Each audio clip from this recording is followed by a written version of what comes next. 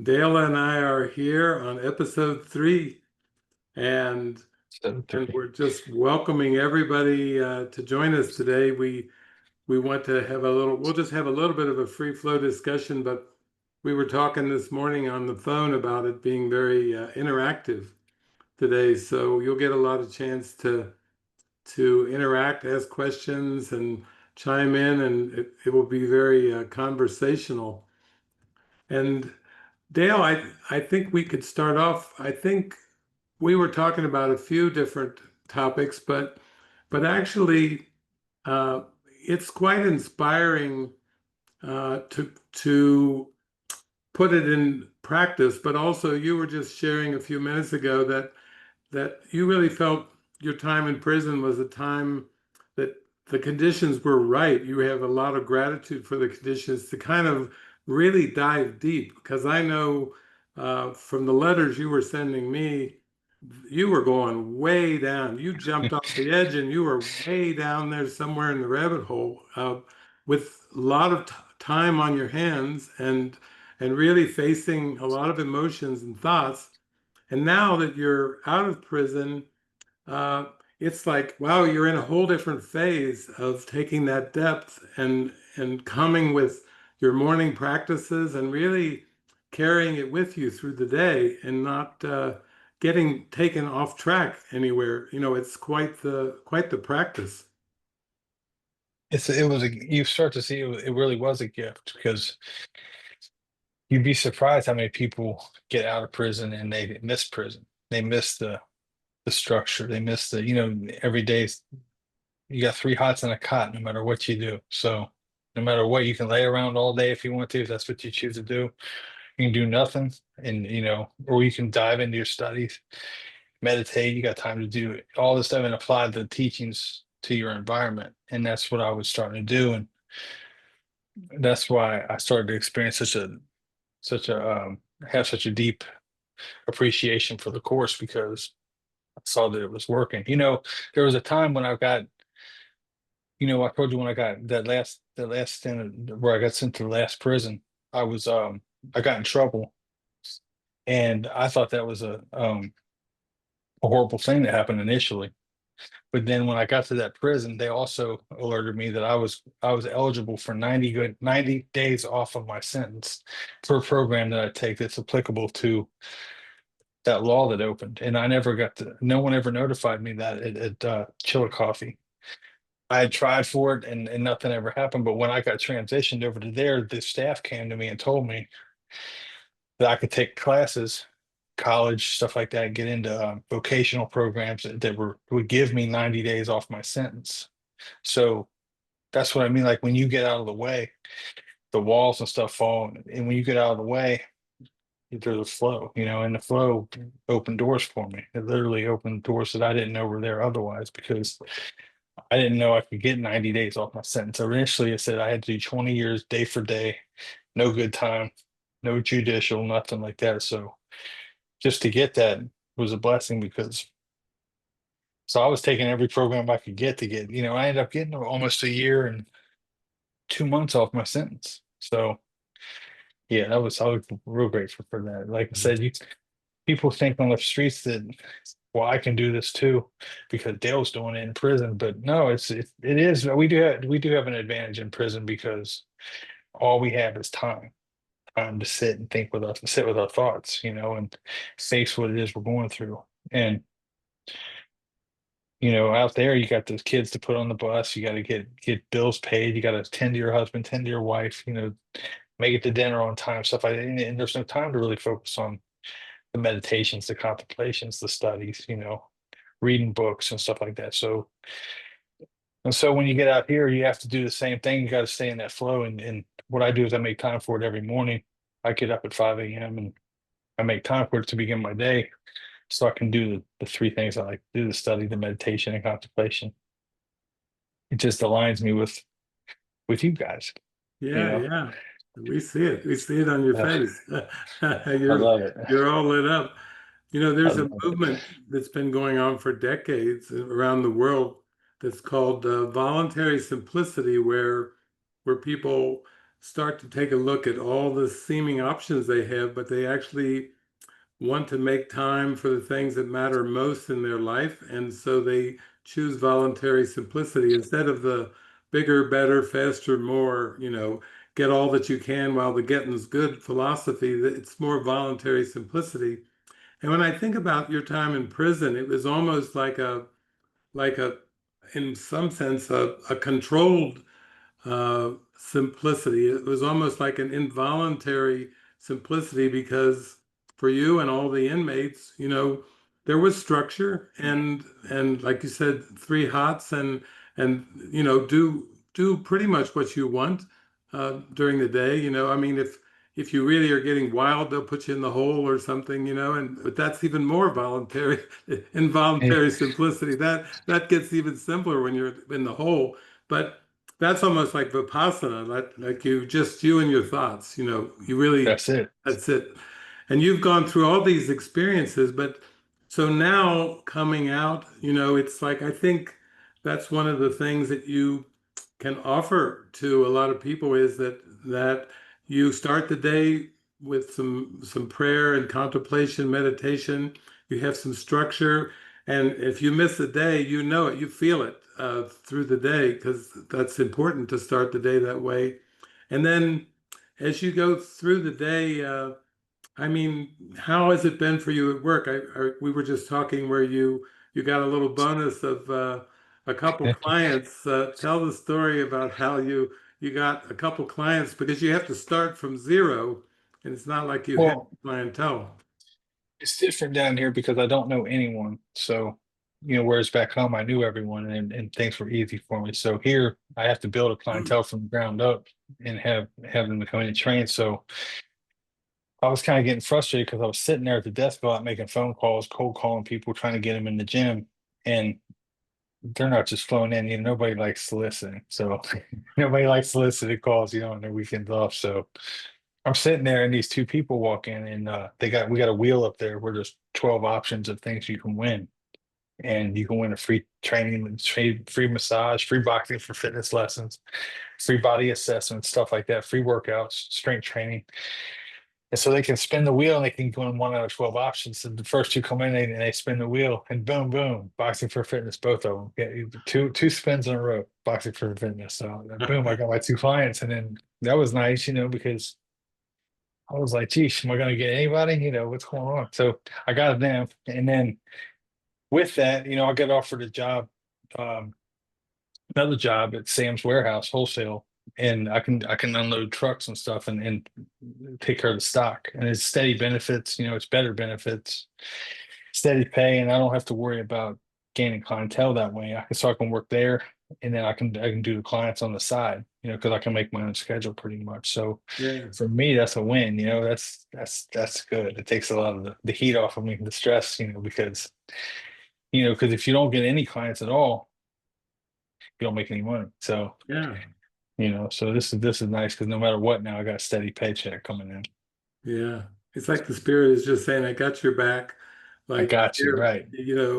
here, I'll get you the steady job at Sam's, and then it takes the pressure off. So now you can have some fun and enjoy. And then they spin the wheel. You got, there you go, two immediate clients. And it's not Well, this work kind of thing ethic where you have to try to build something.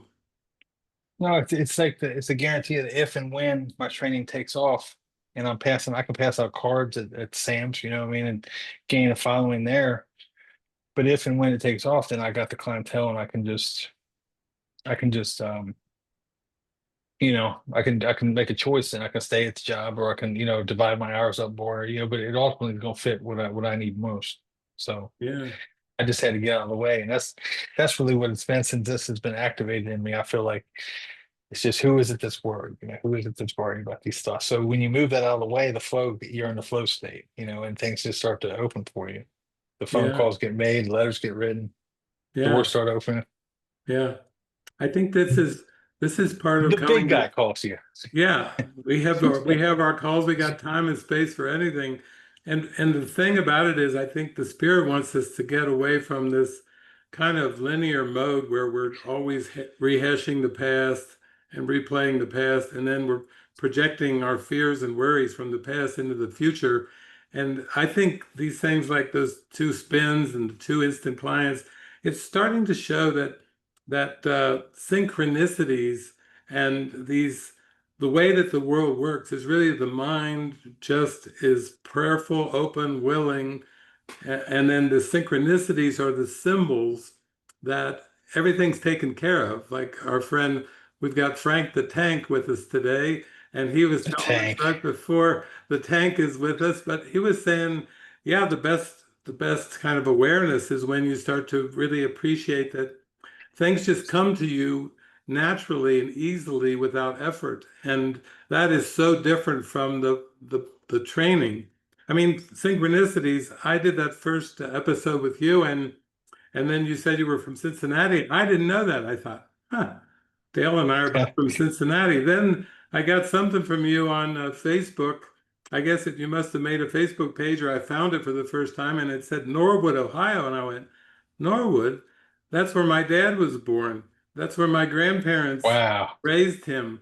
That's where I got baptized. You know, they sprinkled little baby David in a church in Norwood, and it was all this Norwood stuff, and I was like, "Holy cow! There's more synchronicities going on here than I'm even aware of," and it just seems to keep unfolding that way. And we start lighting up, realizing that we're not really doing anything. It's just the prayer of our heart is getting answered with all these beautiful synchronicities. And that's really all it is. I like to lately I've been posting on the site, and I'm doing it. And I told Deborah, I said, I want to be careful that it doesn't come off as ego doing that, just say, oh, well, look, I'm doing this. No, you start to keep doing it and extend like I was told to do, extend, extend, extend. And then it's like you realize that that's all there is to do is extend. That's all there is joy. That's all there is. It's the love, So anything other than that is the defense, it's the defense of the truth because you're wearing a mask. You have to let go of everything and Yeah. just come as you are because and extend it, And that's been the loosening inside, it's staying connected to you guys because it intensifies that dimmer switch. It turns up the dimmer on me. It's bright. So It's cranking up. It's true. It's like for some of us who work with A Course in Miracles, Jesus is teaching us, the right mind is your joy and the wrong mind is your darkness. And I remember growing up, I would drive around and look around and I would read the bumper stickers on cars.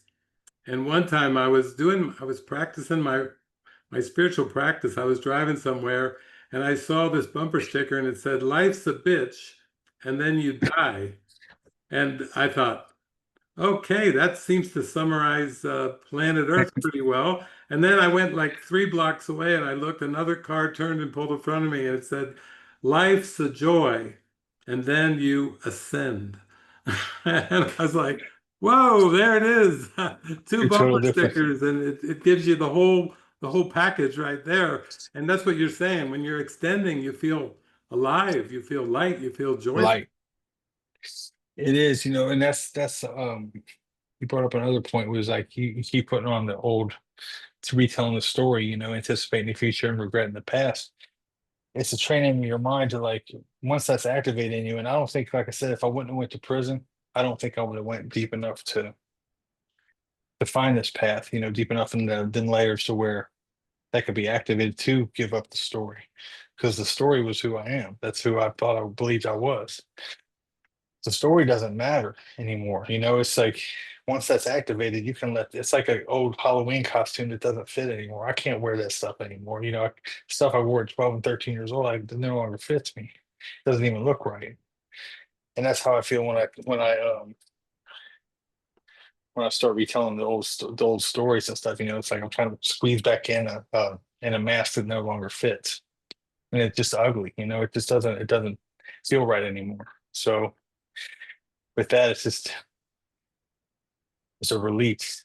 Yeah, yeah. And my friend I mentioned her in the last time was Karen Parente. She mentioned to me that it's something you said, Davis. You said that the world is a metaphor for the sleeping mind to awaken.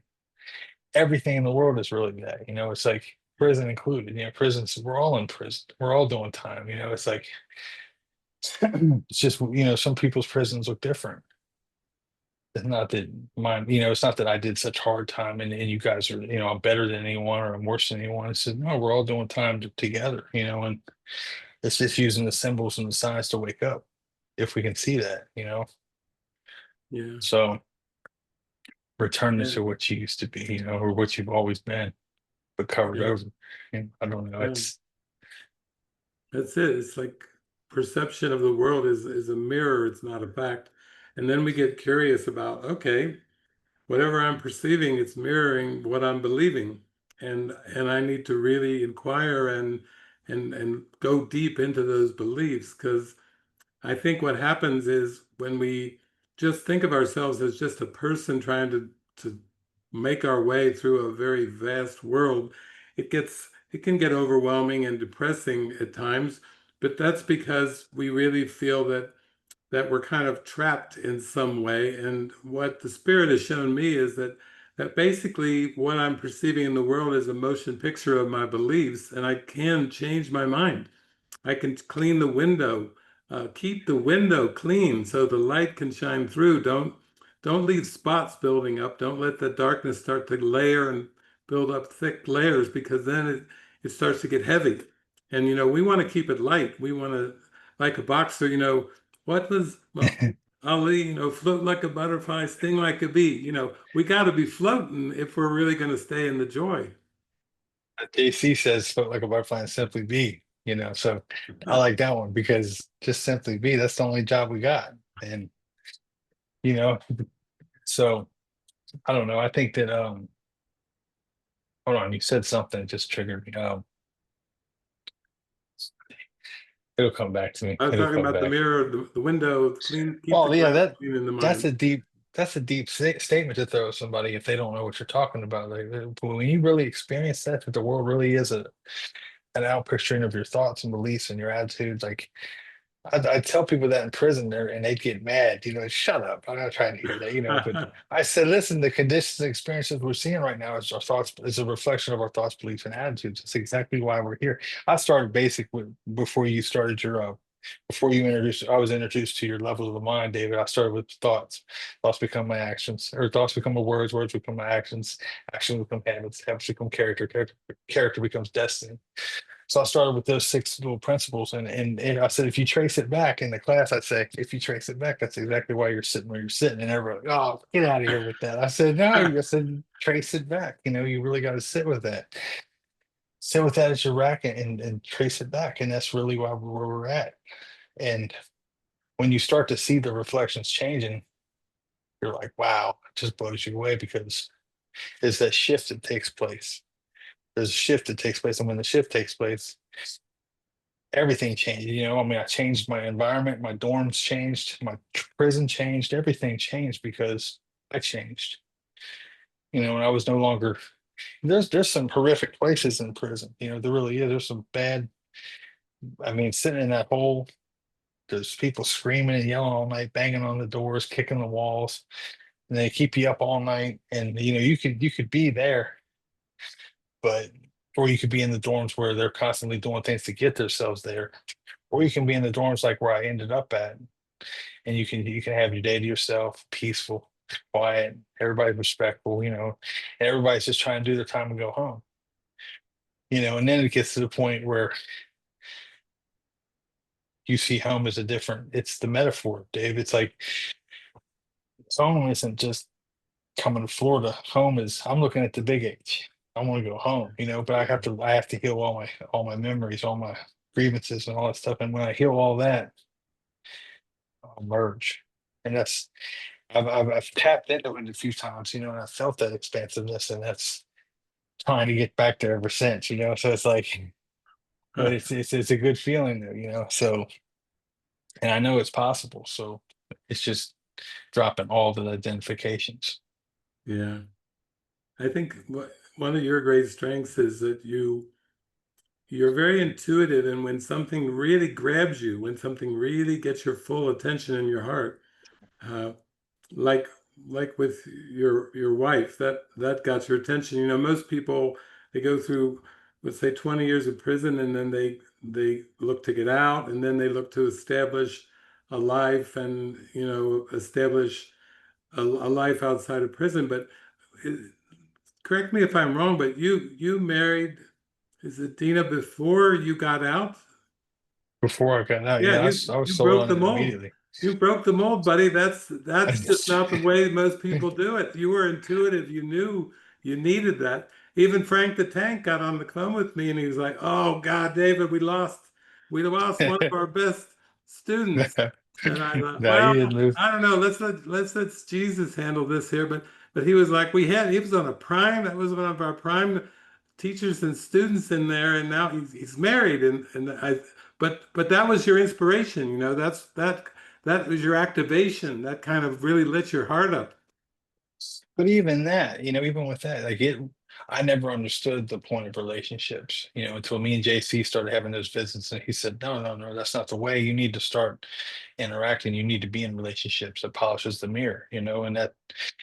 And when me and her got together and I started seeing this, like the reflections and stuff, and it's all within me. That this it's scrubbing out the residue of everything that I have to let go of, everything. So it's like it's a good thing, it is. It's a good. I don't always like it, but it's a good thing. I know this deep down. I know it's a good thing. So It's for the greater good. I know it's for the greater good to let everything go. So Yeah. Well, that's but beautiful. We were thinking maybe too we would open it up today because these hours go by so fast, but just to see if people have any questions or topics that they'd like to explore. Because I know, like you said, there's a bunch, but the interactions are fun. that'd be great. That'd be great. Let's do some talks.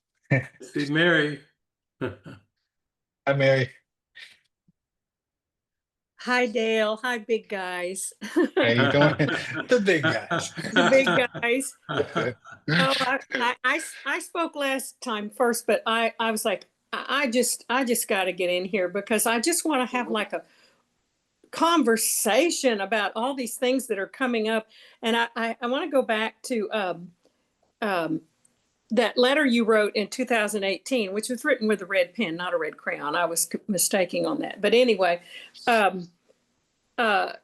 I remember, and I just remember this because it struck me so strongly. And you're talking about it right now from a vantage point that sounds like you were moving towards. But you said something about, and of course I'm paraphrasing, but I'm remembering you saying something about, are all these people in here really me? And it really Absolutely. just struck me so much. It's like, okay, he's in prison with some really rough guys. And so I'm glad you brought up that this was not all heaven, because I kind of started having a prison envy. It's like, oh man, wouldn't that be nice to be just where you could just do whatever you wanted all the time? Well, I can anyway. But I was like thinking that I needed something that you had that I didn't have. And I'm seeing now, because now you're fitting into this world, and you're still seeing everybody as you, and you're still purifying old thoughts and things. So it's really beautiful, because I've been on this path all this time, and I just feel like so grateful that you've been brought here, because it's like it's an energy that I was needing. Because I actually started having with our mystical Christ academies and all the things that were David has been presenting for all these years. I start having a mystic envy. It's like, I want to be a mystic. They got it, But I'm getting to see that all of this is just me. It's like It's a all you. reflection of me, and it's just so helpful to just honor that, just to allow that to come in, and it's beautiful. And I also want to say, it's all rambling because all the thoughts are in there, but I want to bring up, I've been in a marriage for 54 years, And David hit, he knows it. He's like, addresses me directly. You know, he said on the movie thing, you know, your husband's there and then he's not, and then he's there and then he's not. And he's so telling it just exactly the way it is. He's there and then he's not, because he's still my biggest trigger. And I've always felt like, oh, if he could just get this, if he could just join me in this. I just can't live with him when he's not joining me in this. And he's going through his own personal hell right now. And I've been in my own um, place of, okay, I want to say, you know, David, when you showed Premonition last week, when I saw it years ago, I thought, to me, it was like, oh, I need to start seeing my husband differently and just love him where he is, which was true. But for me, it's more like I need to let him go. Now, what I got this time was I need to let him go. And so when I what I got in prayer was, how can I help him with what he's going through now? And what came back was, live your own joy.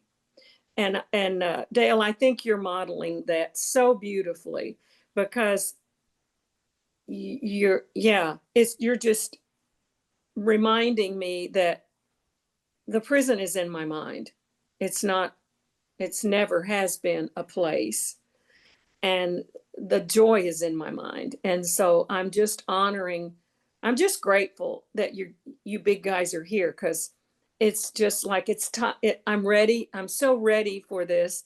I feel like I'm going mystic, but I'm also grounded in this earth more than I used to be. And you're sharing, like, you know, these jobs you have. It's like the belief that, no, we don't want to have a job. That's work.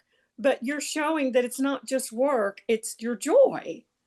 Joy of job, joy of being. I think you brought that up in one of your writings. So I just want to thank you for all of it, because it's helping to remind me, and it's also helping me to see myself still in the process, while being right here, right now. With, you know, I don't have to go to Utah or Mexico. I just don't need to do that anymore, and that's given. But I can, you know, here you are in Florida, but you're still a major part of our community. And yeah, it's just, I just love this process. So I kind of would like to hear your process with, well, you've kind of been sharing it anyway, but I just can't get enough of it. I think it's beautiful. So thank you. Oh, you're welcome. You know, I was a bad person. I was always known for jumping.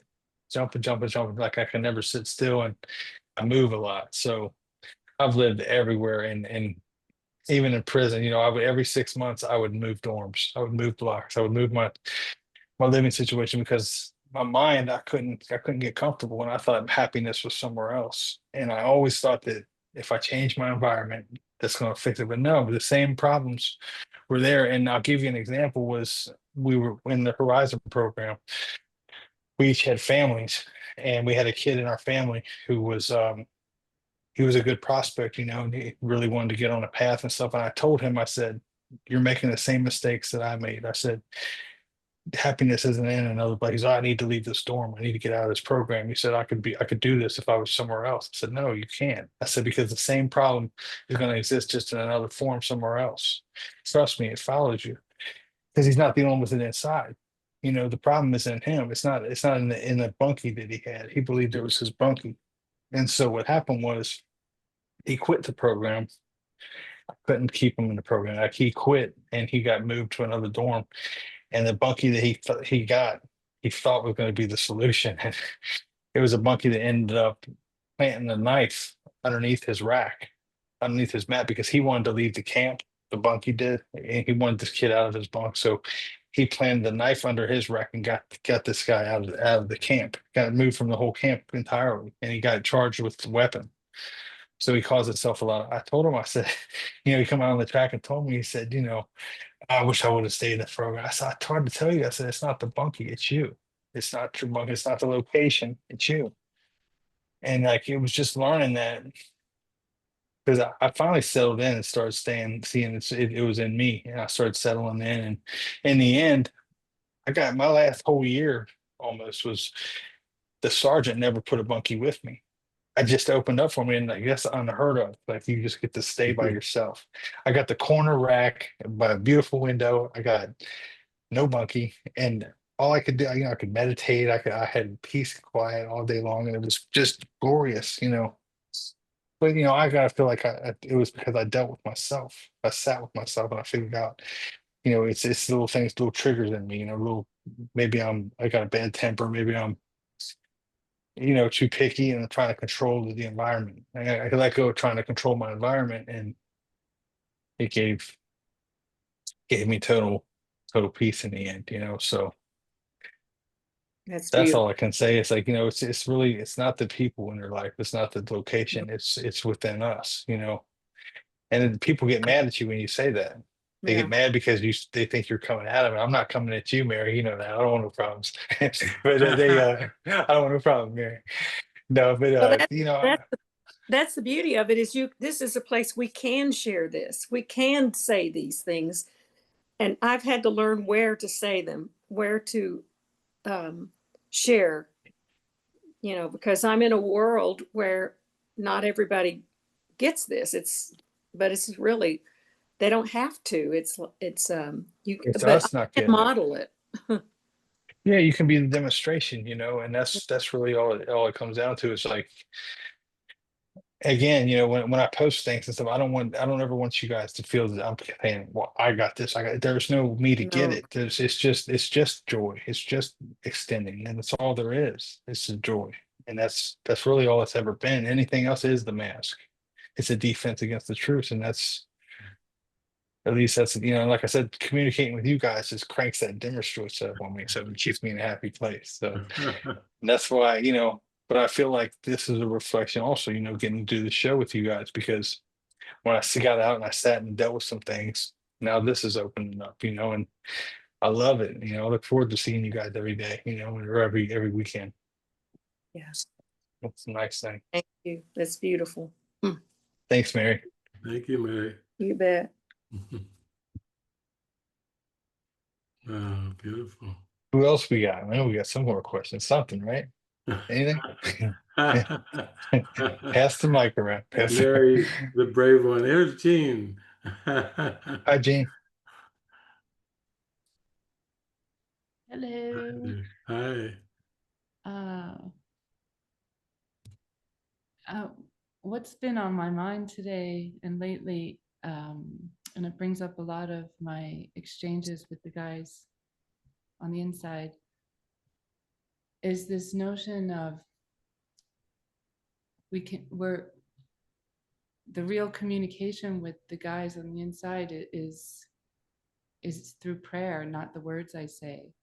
And I feel like when I first started talking to you and the other guys, it was a practice in guidance and really allowing spirit to come through. And what's coming to me lately is it's not even about the words that I say, but it brings to mind the Ho'oponopono, whatever, where the actual healing is in my own mind always, without exception. And that every time you or one of the guys will say something, I have a problem, there's this kind of quick good intentions comes in, I have to help him.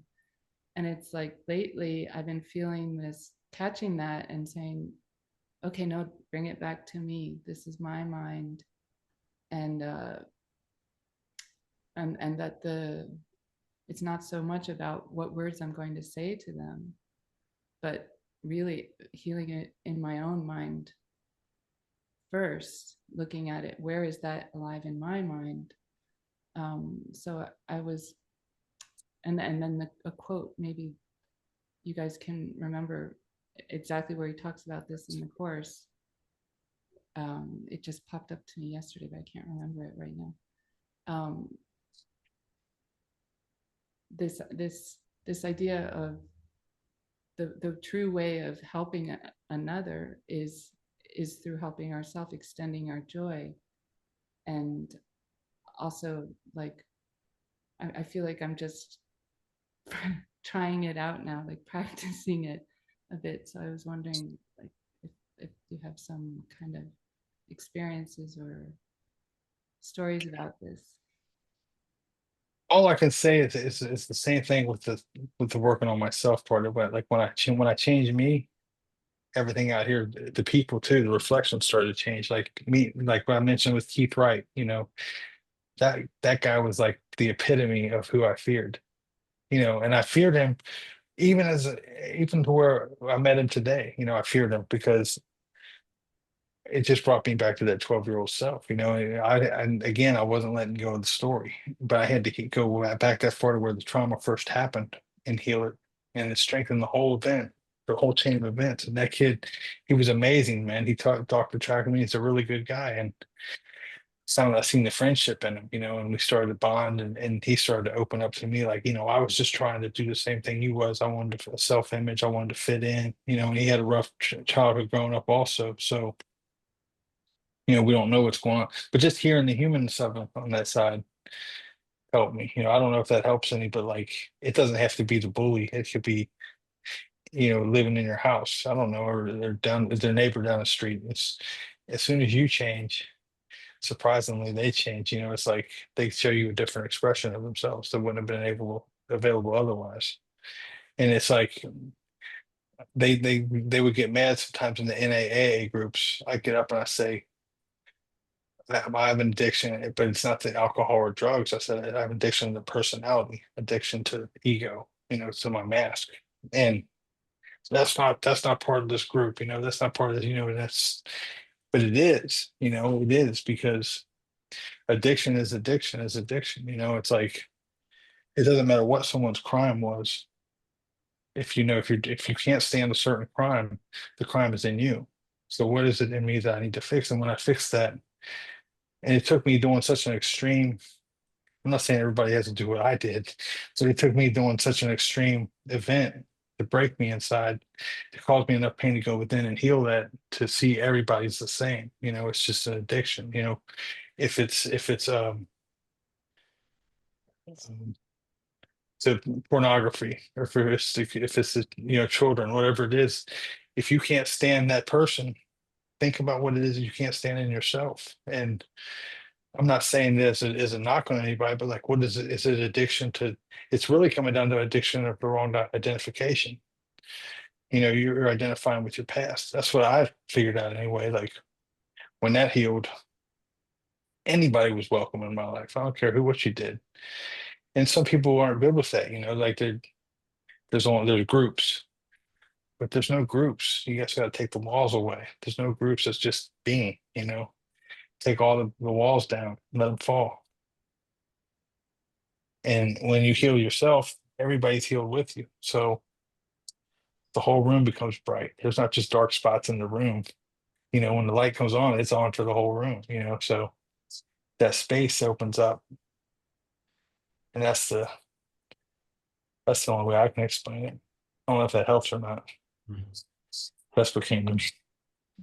Yes, it's the simplicity too. Like the founder of Ho'oponopono, which you mentioned, you know, he basically was working with a pretty rough crowd, he would say, but basically he just kept going through the files of everyone that he was to meet, even before he met the clients, and he just worked with just the files, only the files, went through them, and was clearing his mind with every file that he read, seeing that it was just his own thoughts. It wasn't anything to do with the person.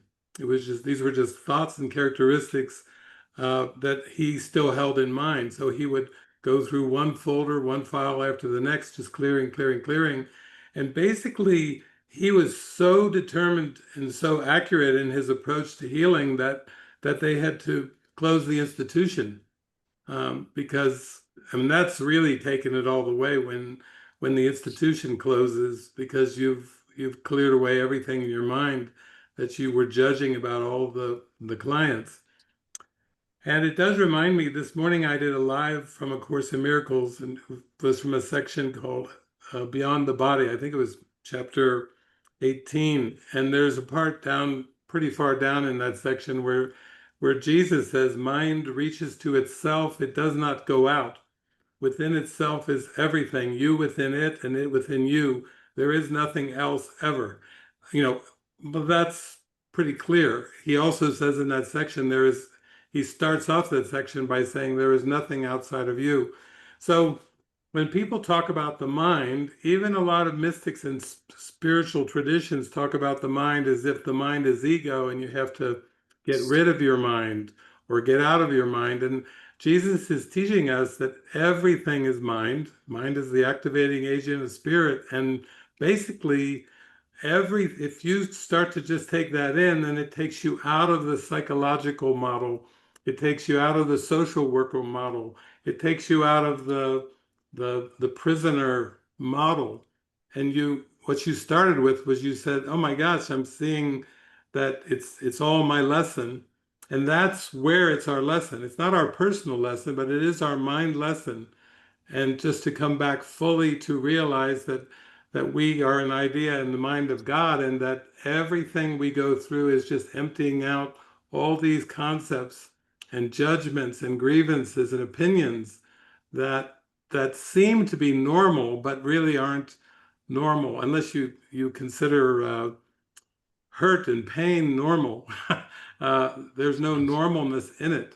So it's beautiful because I feel like that's, like Dale said, that's the only way to stay in the joy is you have to always see as your own lesson in the mind. It's not what personal lesson do I have to learn from this, because that's like saying I'm a mask and what does my mask have to learn out of this situation? It just doesn't work that way. Gene, like when you said to me last 2 weeks ago about our friend in prison, about his situation, and then we let it go and we meditated on it, prayed, whatever about it.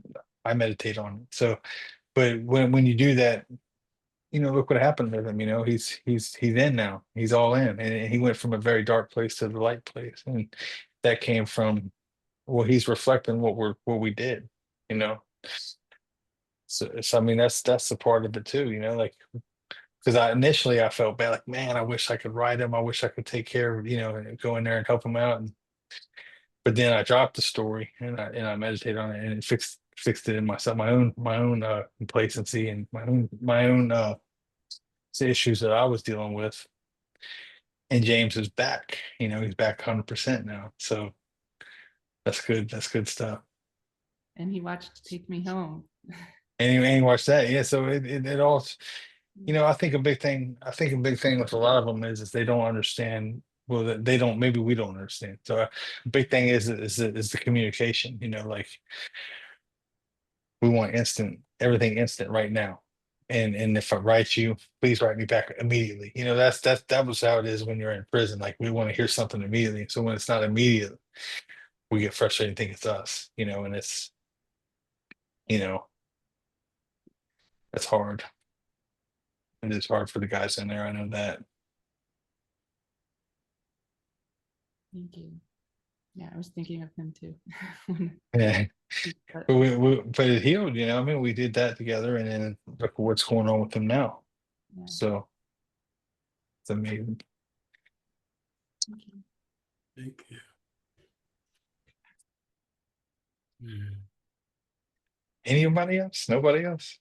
Somebody else?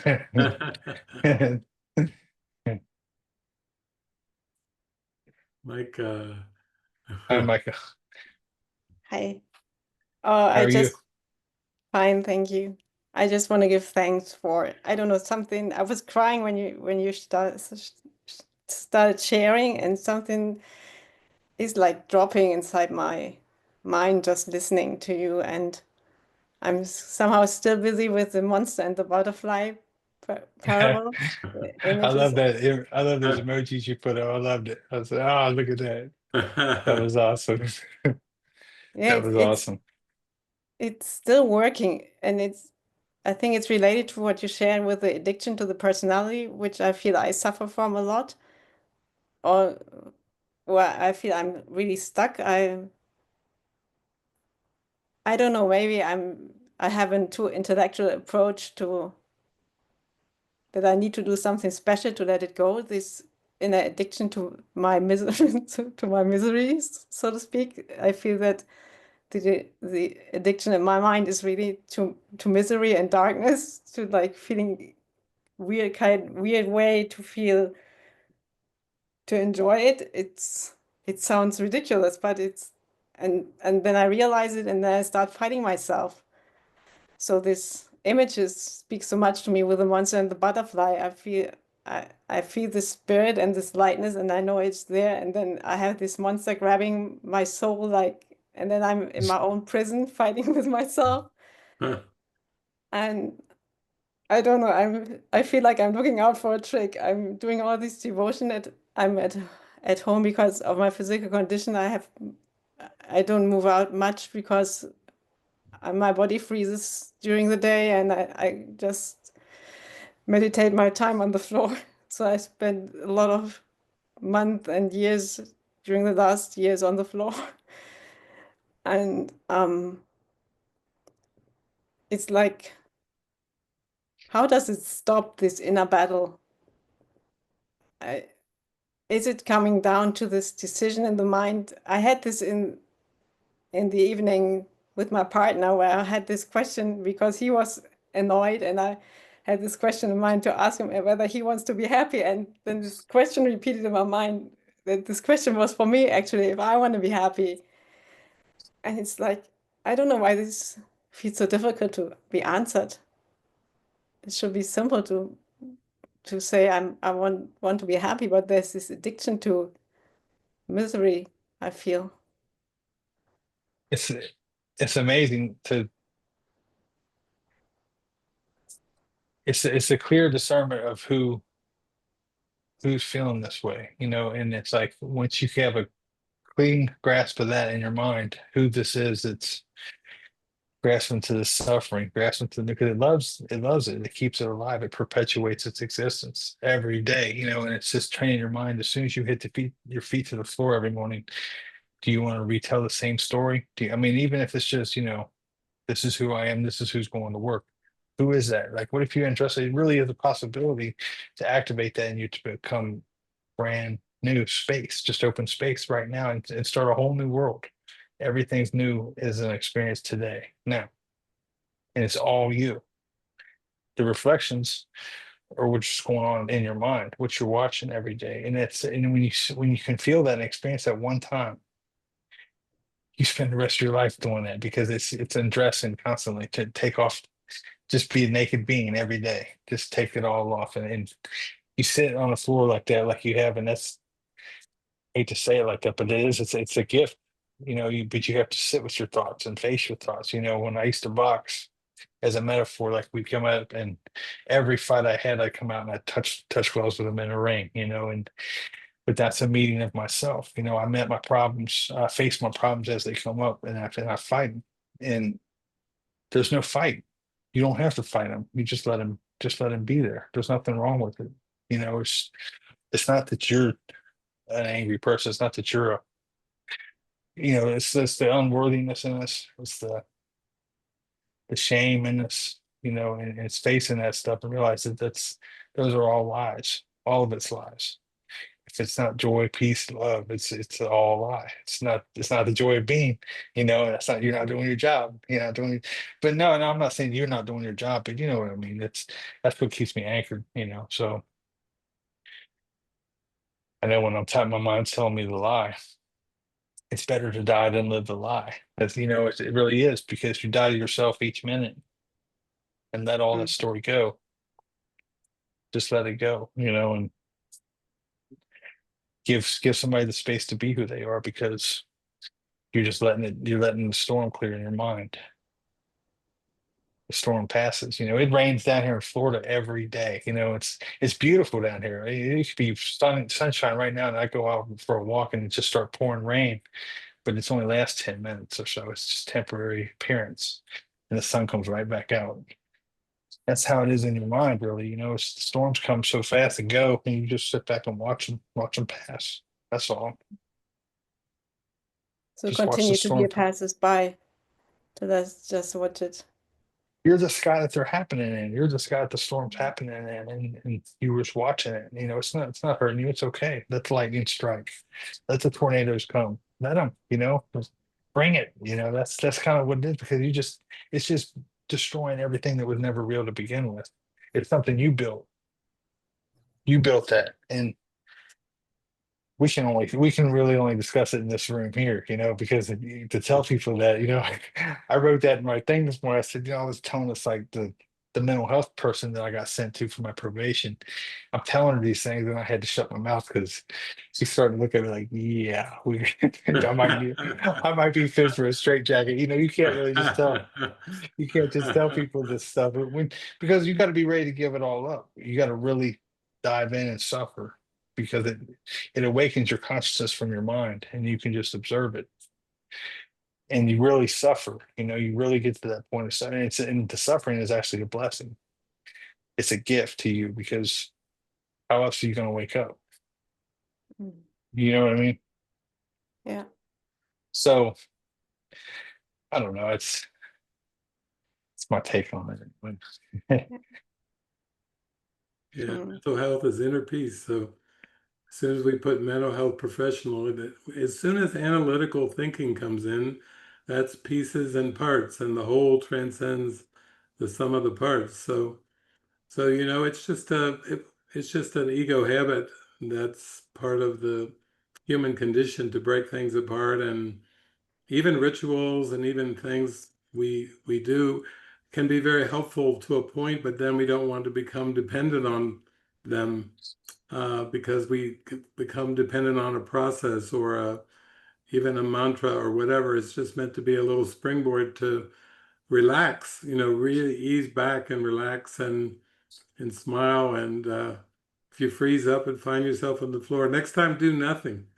just have a big smile down there and smile at the ceiling. Okay. Thank you, Micah. Thanks, Micah.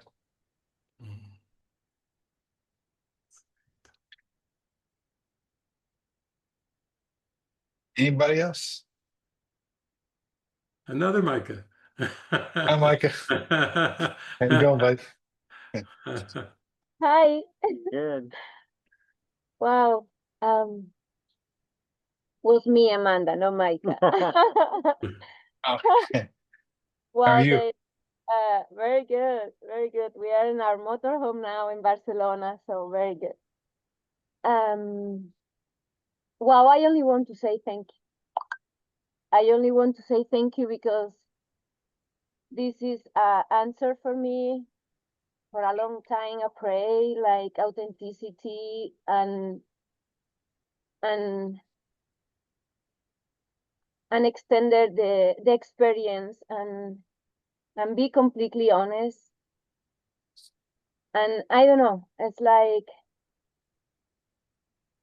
this is a miracle for me with you, because it's amazing, Dale. All these things you were sharing now and the other day, and even with the last step, because with Jeffrey, this is something very, very beautiful. Honestly, I'm very excited for start to translate in Spanish all these things, and for all these other guys too in a prison. With they speaking Spanish, I don't know, but it's only for and yeah, I only want to say thank you, Dale, because you are an angel. Oh, You you're are absolutely welcome. You yank a tear out of me. Don't you do it. Don't you do it. Don't you do it. right. You experience like no memorize things or to learn new things. It's only extended you experience, and that is the more beautiful for me. Witness and give a gift for Thank you. everything. Thank you. So yes, thank you. It's a bless. Yeah. Thank you. Time with Davey and everyone, and Jeffrey for give us this opportunity, and all the team, Frank, Paul, Christy, Fabi, everyone, Jean, was beautiful. All these things she was sharing too. Like, oh my God, this is an honor to be here. So I love you so much. Me too. Thank you. Appreciate that. Love Thank you you. so much. Yeah, yeah. And thank you, David, too, because it's so beautiful all the time to hear you too. Sweet, Yeah. sweet. Thank you. I only want to say thank you. Yeah, You're welcome. Thank you. Mhm. thank you, Thank Micah, Amanda. Thank you. Yeah. Yeah, it's beautiful to see you both here. Yeah. I kind of want to shave my head now too. Yeah, come on in. The new look. That's right. Yeah. That's right. That'd be great. Yeah. Beautiful. Thank you. Beautiful. And Bridget, remember Bridget was on our our first episode. Hi, Bridget, how are you? Good. How are you? Good, excellent. Good. Thank you. I want to thank you too. It's just so I love that the symbol of the prison. It's just fantastic. I mean, I know it is really truly a prison in my mind. That's the cause of everything, and I can really see it. So it's so inspiring to hear you, and I also want to. There's something that the woman Micah, I think her name is, that just spoke just before, was saying, and that is like the addiction to misery. And I really thought that was what I had. I think that is actually what I had. I think that's what almost like everybody has, is the addiction to the separate self, the misery of being that separate self. And what really helped me was I couldn't figure myself out. It was myself trying to figure myself out, myself trying to free myself. And I finally just got to the point where I knew that I could not free myself anymore. I had to just, every single time the misery came up, I just literally had to say, okay, Holy Spirit, I know I can't free myself, but I know that you can free this mind that's believing it is a self. And I did it almost like every single time I was in misery. I knew that this one that was trapped in believing that it was this separate self couldn't do it. And it's this belief, this dream of this separate self that we think we are, that was hearing all the teachings, and it was going through the filter of the separate self. And so it was like, I can't figure out what they're all getting it, and I can't get it. I'm not getting it. I'm trying to do this, and I'm trying to do that, and I'm trying to do the teachings. But I saw the issue is that the teachings were being filtered through this lens, the dark lens. And it wasn't until until I realized, okay, the ego is using the teachings, even. It uses everything. That lens is on every single thing, even the teachings.